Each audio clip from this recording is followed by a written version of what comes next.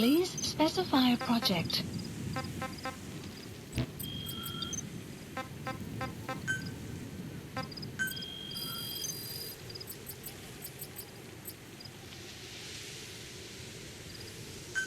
Please source supplies requested. Yeah.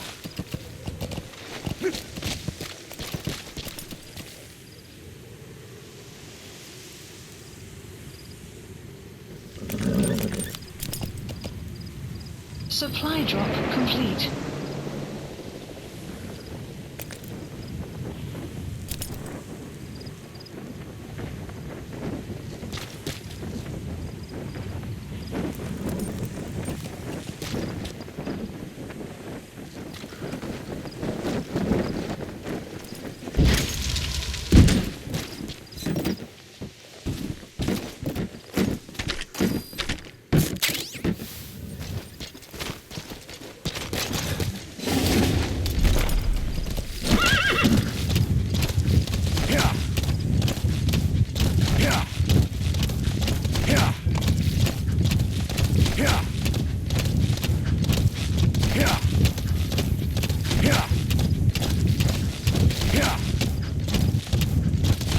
Enemy presence detected. The map has been updated.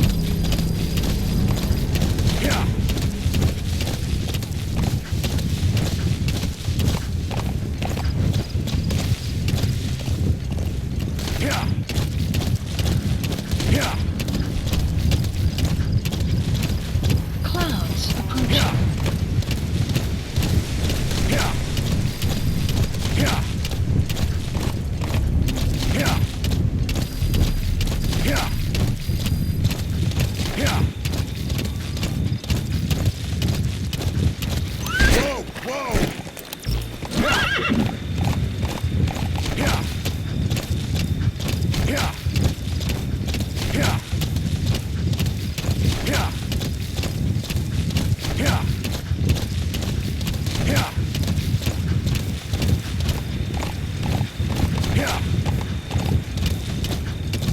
Caution. Sandstorm approaching.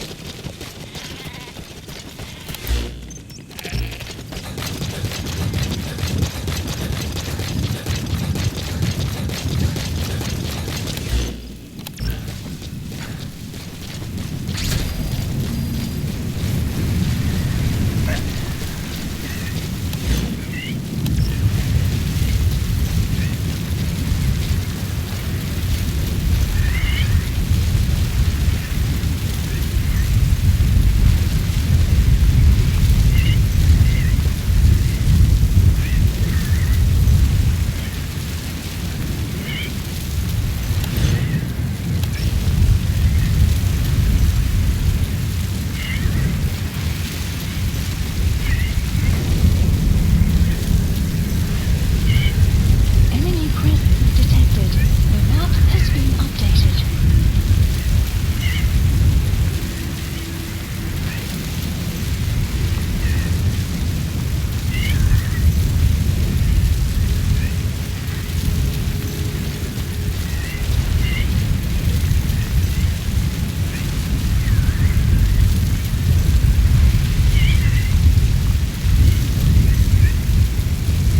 Clouds approaching.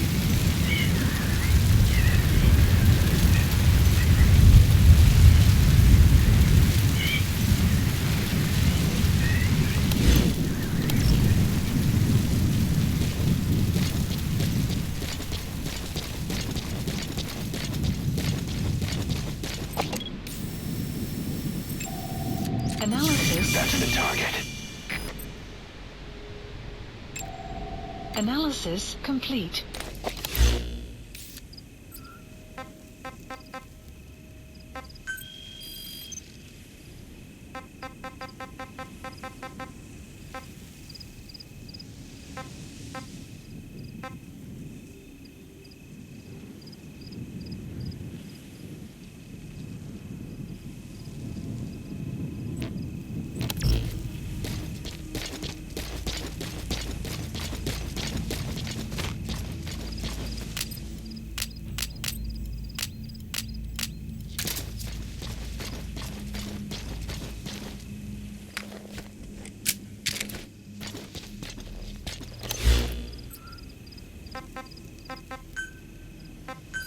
Please select supplies requested. Marker removed.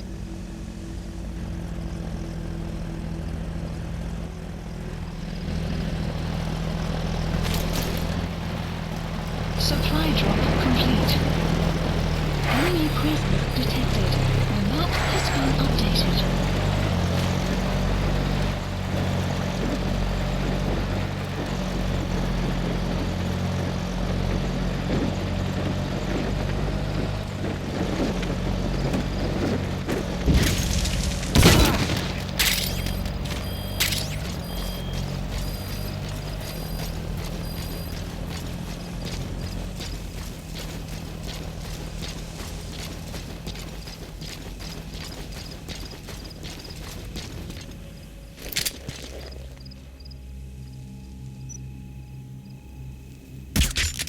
It's no good, boss. Attacking like that won't cut it. Aim somewhere else. Or change to a different weapon.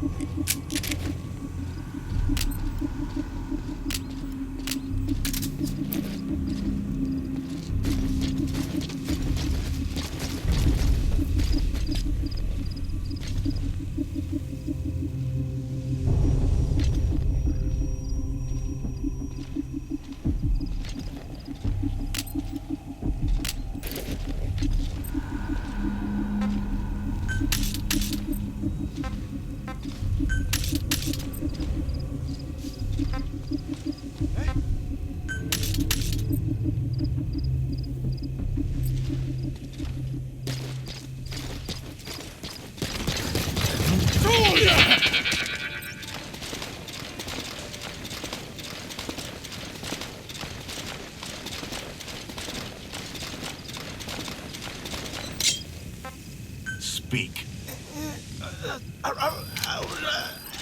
The map has been updated.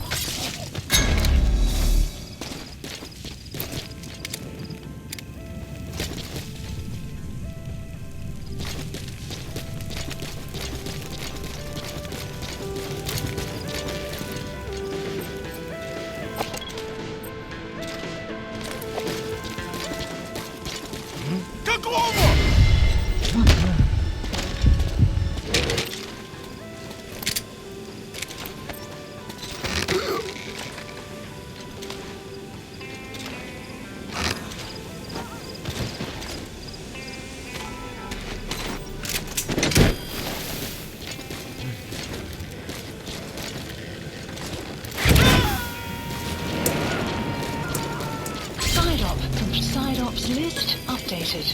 You gotta extract him. Extraction arrived at Mother Base.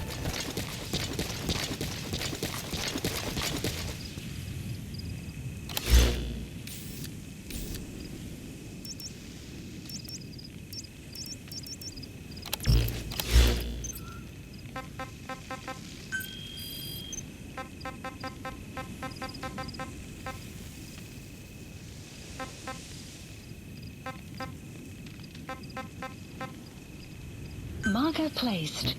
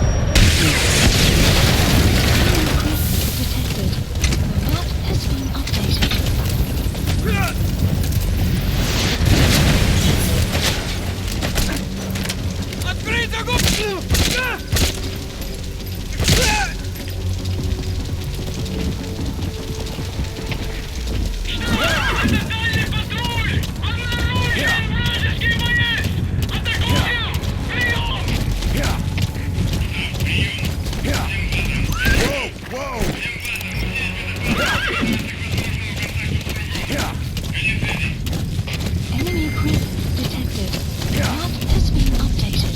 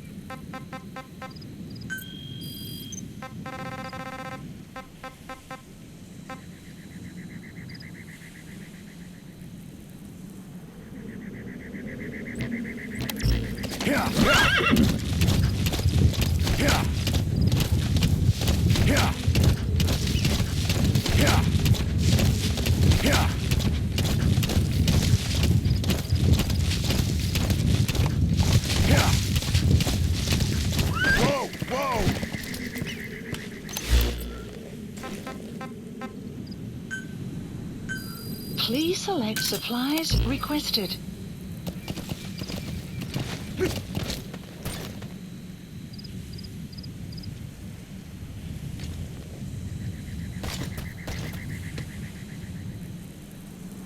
Supply drop complete.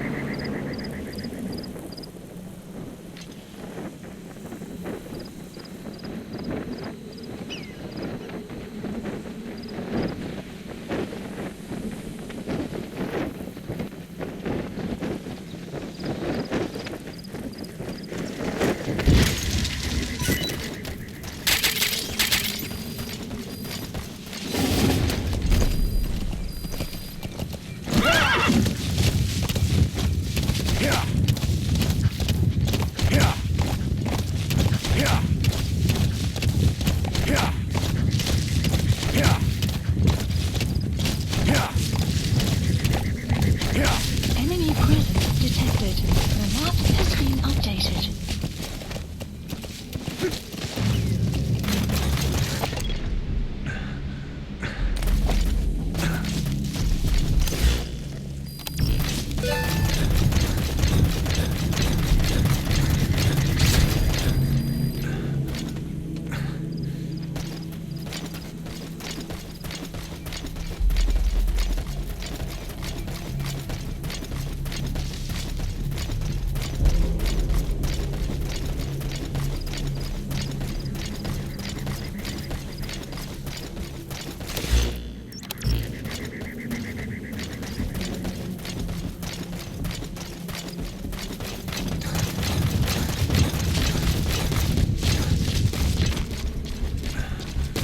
Enemy presence detected.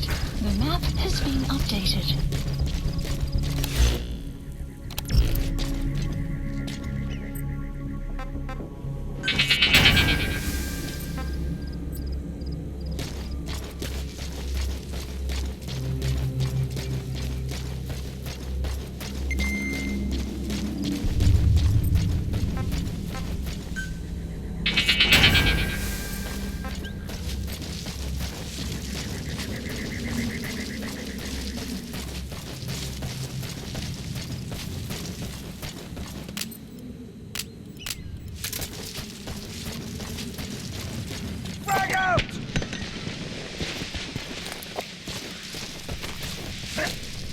You have arrived at your destination.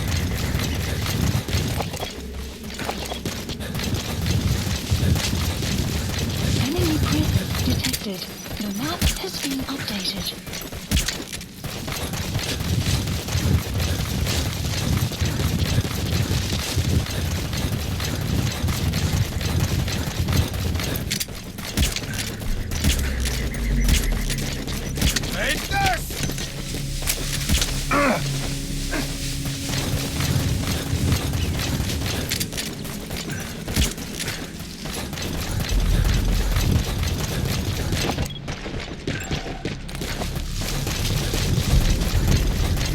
Enemy presence detected. The map has been analysis That's the complete. target. I remember him. He was off base during the attack 9 years ago. Bring him home, boss. Will rise momentarily.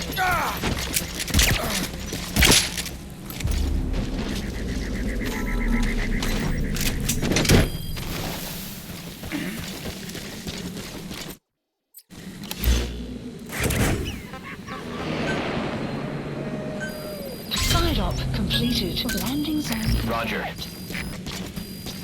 Extraction arrived at Mother Base. Support helicopter requested.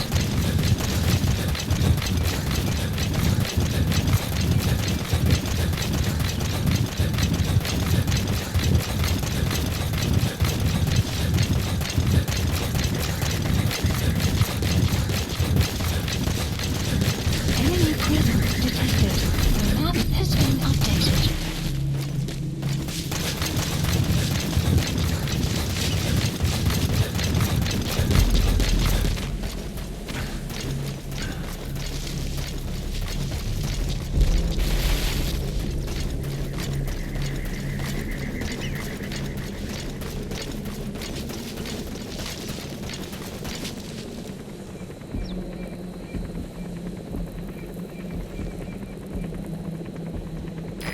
This is Pequod. Arriving shortly at LZ.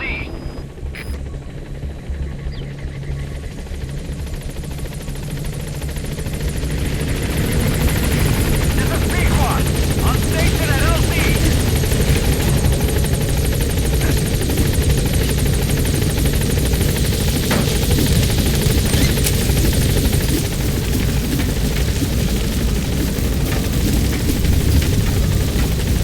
Gaining altitude.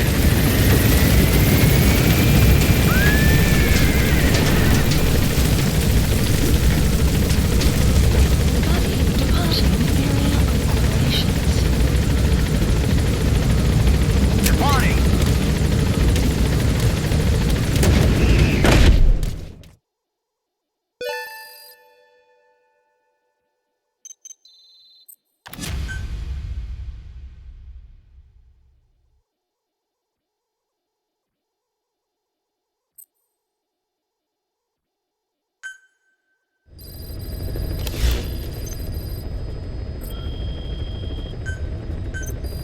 Please specify a project.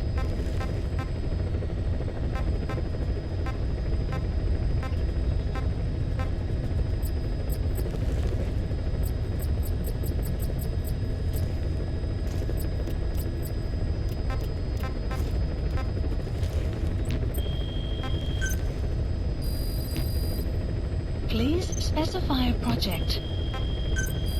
Please specify a project.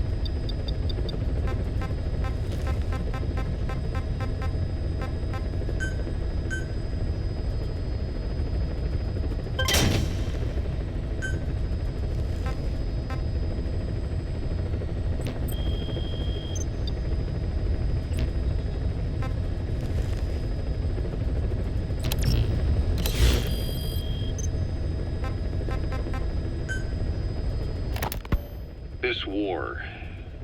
The Kremlin never expected to have this much trouble against the Mujahideen. Afghanistan is a tribal society. Tradition demands that its people stand up to any outsiders who set foot on their land. With the honor of their people at stake, they have everything to fight for. No matter how hard the Soviets hit them, they continue to appear out of nowhere, striking back, then vanishing again. But there's one thing even the Mujahideen fear. Every last one of them. The Soviet gunships. They're highly maneuverable and equipped with massive firepower. Plus, the underside of the fuselage is heavily armored. The Mujahideen can barely scratch them with their small arms. Anyone who hangs around gets mowed down by the gunship's heavy machine guns. This new honeybee weapon that was given to the Hamid fighters, it's no doubt something to help them strike back against the gunships, which makes it a weapon that could change the course of the war. Those guerrilla fighters known as Mujahideen don't actually belong to a single organization. Afghanistan is a multi-ethnic country. You've got the Pashtuns, the Tajiks, Uzbeks, Hazaras, and each of them is split into their own tribes, large and small. Each ethnicity has several rebel organizations that their various tribes gather under. They're united under the banner of jihad, but that doesn't mean they work like a single standing army. Just look at the area around Smasy Fort. A lot of Tajiks used to live there, but they fled after the Soviets started their Scorched Earth campaign. With the area uninhabited, the Hamid fighters, who are Pashtun, decided to move in. The Hamids are based out of the city of Peshawar. We passed through it on the western edge of Pakistan. The Pashtun people have long lived in Afghanistan and western Pakistan. They used to travel back and forth frequently. Then Britain went and established the border that still stands today. The Hamid fighters get generous support from the Pakistani government. The government wants to use them to secure influence over Afghanistan. Their liaison with the Hamids is Inter-Services Intelligence, and behind the ISI, you have the CIA. That's probably how the honeybee ended up in the hands of the Hamid men.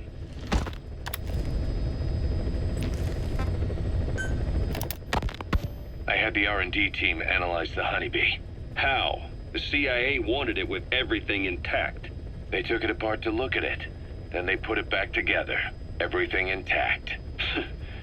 That's the R&D boys, all right. Turns out the honeybee's homing capabilities are a cut above previous manpads. It can detect a broad range of infrared wavelengths, and even ultraviolet for supplementary guidance. Hence the name, huh?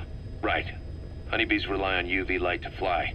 With this device, flares don't do the target any good. That's why the Soviets are losing so many gunships. And why the CIA was so desperate to get it back. It wasn't just about preventing the Soviets from devising countermeasures. What if the likes of Iran got their hands on it? American aircraft would be put at risk too. We can use this tech to develop our own portable missile. That'll give us a huge advantage. It'll take a little time before the analysis results can be applied to actual implementation. But we'll keep moving with the research. Kaz, what about the unit that attacked us in the mist? You knew something about them. That wasn't my first run-in with them. It happened right before I was captured by the Soviets. We were on the zero line that day, the Afghan side, on our way back from training the Mujahideen at a mountain camp in Kunar province. There's a lot of that work in Afghanistan. Most PFs shy away from it because it draws too much attention. But for us, that was the whole point. The job itself went great. We just had to make it back to a tribal area in Pakistan. But all of a sudden, visibility got real bad. It was no sandstorm. Our point man gave this strange report. He said he could see skulls in the mist. Skulls? The next moment, he went silent. We scrambled into formation, right before his arms and legs came raining down on us. It was always supposed to be a dangerous mission, so I had Diamond Dog's very best with me. We were calling out to each other. But one by one, the voices just went dead. Whatever happened to me, I lost consciousness before I knew it. When I came to, I was in a Soviet camp, tied to an interrogation chair. Could they be some new Spetsnaz unit? No. The ones that interrogated me were just the average rank and file. Whatever group attacked us, the way they moved was just insane. And that mist, appearing out of nowhere. The Soviets don't have tech like that. If they did, Ocelot would have heard about it. I doubt the West does either. Otherwise, the folks at Langley would be sleeping a lot easier. Why'd they come after you? Wish I knew. I'm the only one who survived. Though I don't think they planned it that way. If I was their target, they wouldn't have just handed me over to the 40th Army.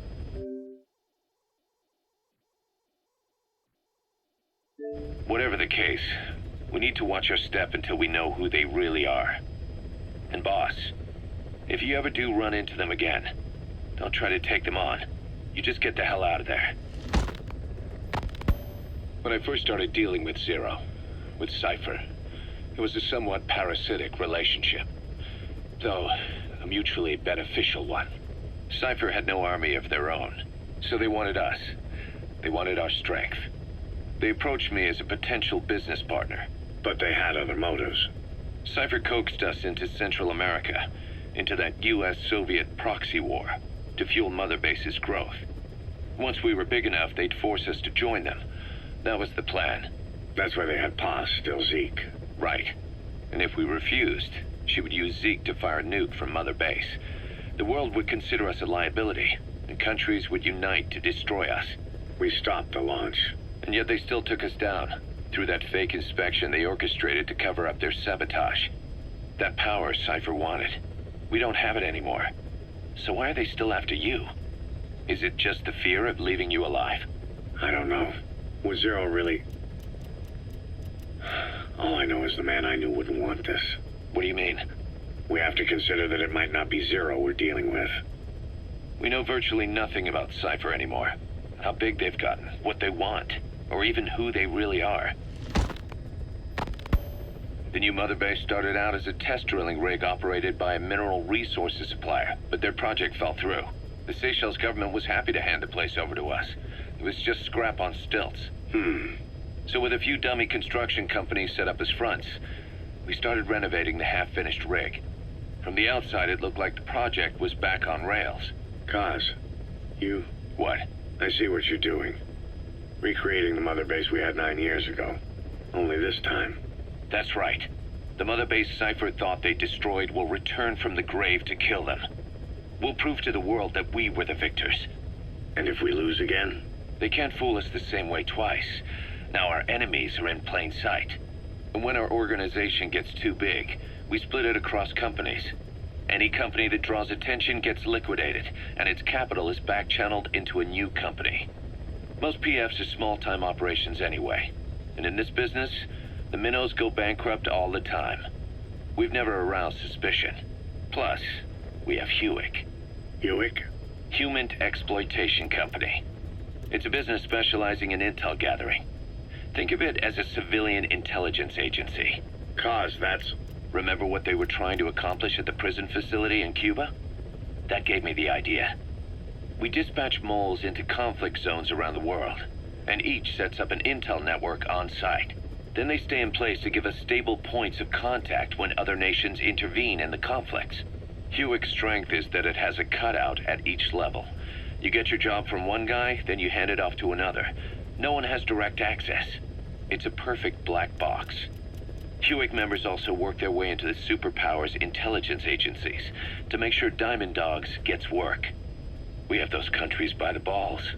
That's our deterrent when we need it. Networking? In the intelligence community? Sure, that's how we've grown this far. And when you go out on missions, intel from Hewick will be there to back you up. But despite all that, Cypher has its eyes on us. The only reason I'm not dead is that they needed to know where you were. Figured if you woke up, I'd go straight to you. That's why you made that ruckus at the Zero line. Yeah, to make their own surveillance work against them. I think it took some of the heat off Cyprus. Kaz. Then I just had to wait for you to save me. And I've gotten used to waiting. Kaz. That's not all. It was a good chance to scout the market. And with the West wanting the Soviets out of Afghanistan, their agencies are bursting at the seams with funding. Boss, let's start by building up our Afghan presence. Why put Mother Base in the Seychelles? We're at the center of the world here. We're all the way out in the Indian Ocean. Come on. Lebanon, Sri Lanka, East Timor, and Africa. From here, our reach extends to conflict zones the world over, including Afghanistan, of course. So it's prime real estate for a mercenary. Exactly. Latin America isn't as close as I'd like, but we have Amanda and her people to help in that department. And besides, the Seychelles government owes us a favor. Owes us? The Seychelles has strong ties to the east, which the West wanted to shake up. It came to a head 3 years ago, in an attempted coup. It was a force of South African mercenaries, with U.S. backing behind the scenes. They were only platoon size, but South Africa is home to some heavy PFs. Too much for the Seychelles to handle. In the end, they accepted help from the Tanzanian army and quelled the coup. We set up the deal and handled on-site tactical instruction. That led to some training work for the Seychelles military. And when we put down a mutiny within their forces, well, we made a lot of people happy. They don't pay us. They just let us have a piece of their offshore territory on the promise we'll come running if something else happens. So we're bodyguards, too. It's a good setup. We can only take Mother Base so far here. We'll have to find somewhere else when this place starts getting big. Aren't you being a little hasty? Nothing hasty about it. You're back with us now. So, Kaz, the ship that took us from Cyprus, it used to be a whaler. Yeah, a Japanese vessel. How was the voyage? It was... stimulating. Well, she was part of a whaling fleet up until a few years ago. Her displacement isn't anything to write home about, but she can really move. She still had plenty of life left in her, but then the work dried up. Global opposition to whaling has been mounting for years. Is that right? The push to ban it has been gaining traction for a little over a decade. Individual species came under protection as the years went on, and then 2 years ago the IWC adopted a moratorium on commercial whaling. Several countries, including Japan, fought it to the bitter end. But eventually, most whaling companies had no choice but to throw in the towel. You ever tried whale snake? Can't say that I have. When I was a kid in Japan, practically everybody ate it. That good, huh? The country was poor in those days, and whale was cheap. International opinions changed since then.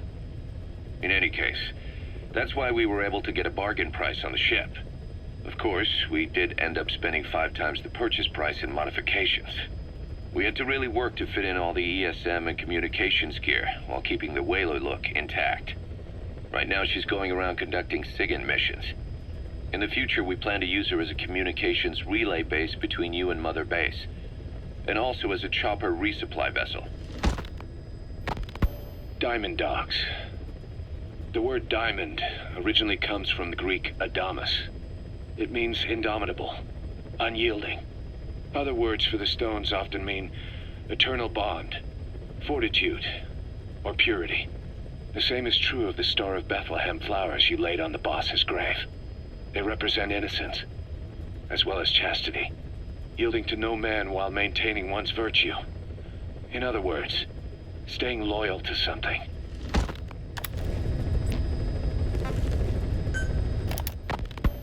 Ocelot said the number of private forces is increasing, and they've modeled themselves after us.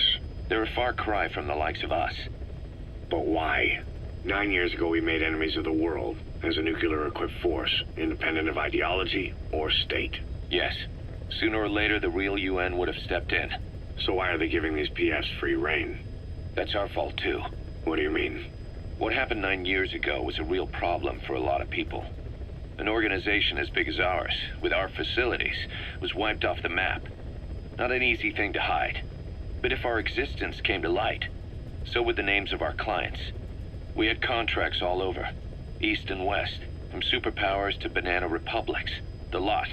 Our clients denied all association with the likes of us. They had to make sure things didn't blow up on them. But at the same time, they missed us. They really missed us. The demand for armies for hire was as strong as ever.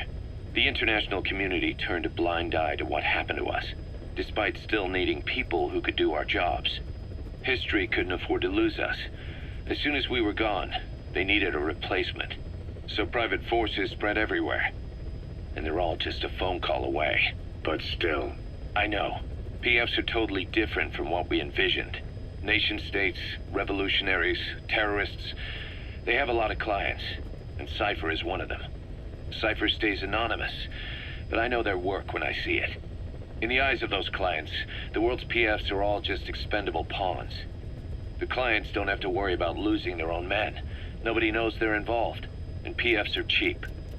In short, the world is chewing up soldiers and spitting them out. Even some of the old Mother Base's survivors are still working for PFs. Some guys created their own smaller forces. Others were taken on by emerging PFs. Everybody's gone their separate ways.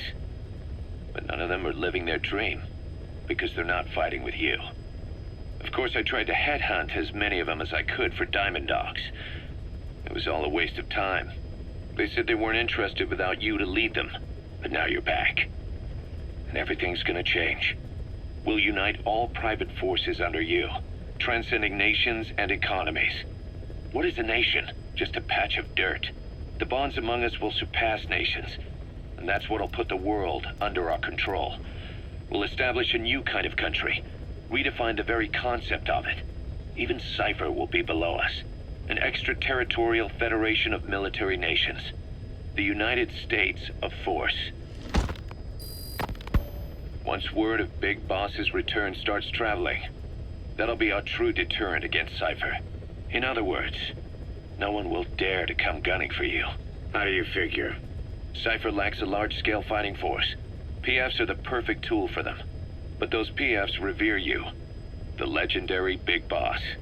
If Cypher killed you now, they wouldn't take it lying down. Maybe they'd even go looking for revenge, but they definitely wouldn't keep doing Cypher's dirty work, even if it put their lives at stake. That's why it's no longer a benefit to Cypher to get rid of you. The very fact that you're alive is our greatest defense against Cypher. Nice to know. It'll buy us some time while we get back to full strength. Just keep in mind that what I'm saying is generalizing a lot. In practice, the PFs around the world don't know your face. Just declaring that you're Big Boss won't be enough to convince them. And if they see you as an enemy, they'll come at you with everything they've got. Some hero. That's why you need to bring them back to Mother Base.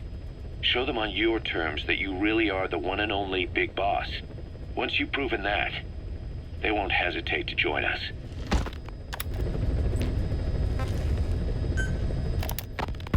We were lucky to get our hands on that cyborg arm developer. There's no one in Diamond Dogs who can so much as maintain that thing. Bionic arm, not cyborg, if you go by what he calls it. But you're right, the East is light years ahead in bionics. They can even detect through the skin the slight electrical signals from the brain that order muscles to move. The Soviet Union completed their first bionic arm capable of doing that back in the 60s.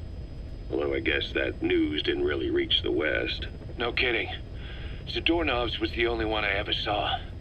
Quite a shock to see it for the first time. And it was no mean feat to get hold of Snake's arm. I couldn't get one for you at the time, but you know, now... Forget it. I've no intention of relying on bionics. Right now I need to keep the pain fresh in my mind. Well, it's your decision. But don't you find it... inconvenient? Not a bit. But the phantom pain... it never lets up. Do you know how many men I saw die that day? There's nothing we can do to bring them back. And you expect me to care about getting a measly arm and leg back? Sorry. But my pain belongs to all our dead comrades. I'll keep living with it for their sake. It'll guide me straight and true until I've gotten them the vengeance they deserve.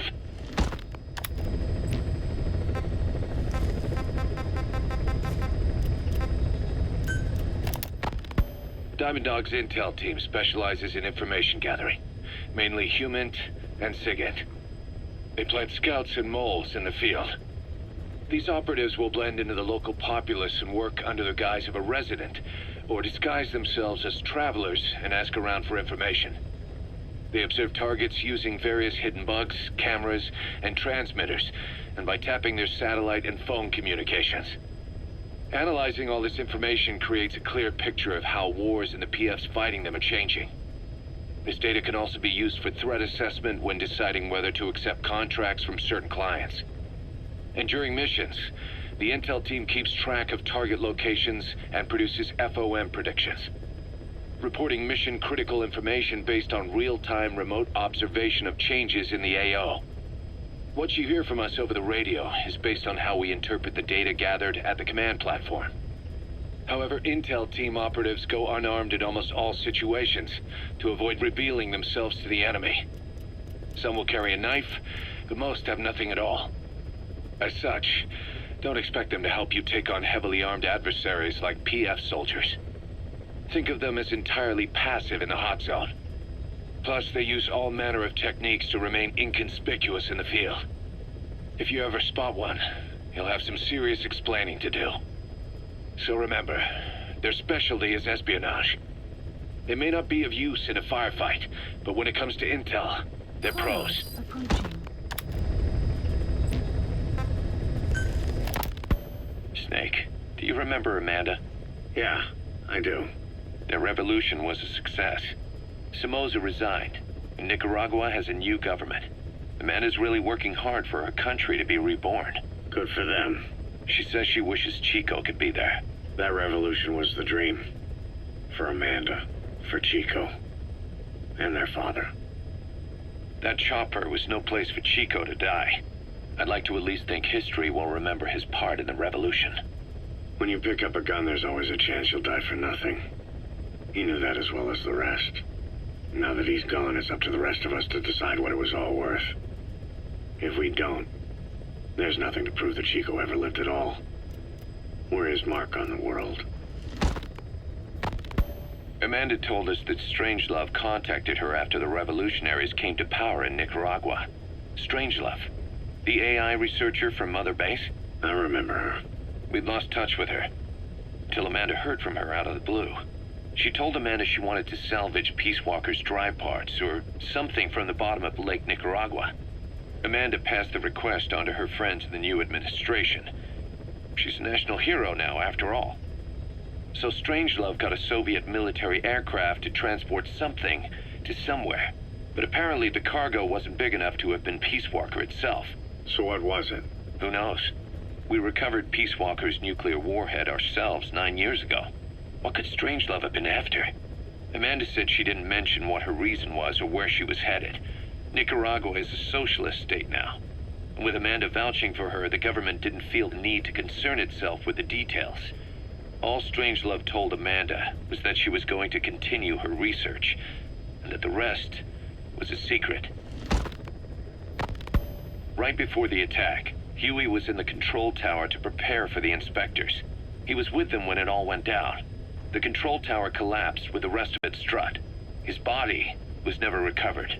But he was the one who met the inspection party when they arrived. And he was the one who showed the nuclear inspectors to the tower. You remember the way it went. First he recommends we agree to the inspection. Then he gives them the okay without our permission. All the time acting as if he was doing us a favor. On top of that, he even had the guards disarmed that day. It would send the wrong message, he said. Whatever the angle, it all leads back to Huey. I curse my own stupidity for not realizing sooner. Huey escaped with that unit by chopper. I've been hunting him for 9 long years. The other reason I was operating around Afghanistan was to dig up his location. Huey's in Afghanistan? Yes, and I have a good idea where. Now we just wait for the right moment. This time, we'll be the ones using him. He's going to tell us who our guests really were that used a fake nuclear inspection to blast our home into the ocean.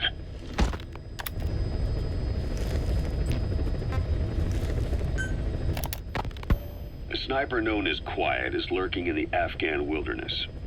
This Quiet has performed a string of hits on Soviet officers.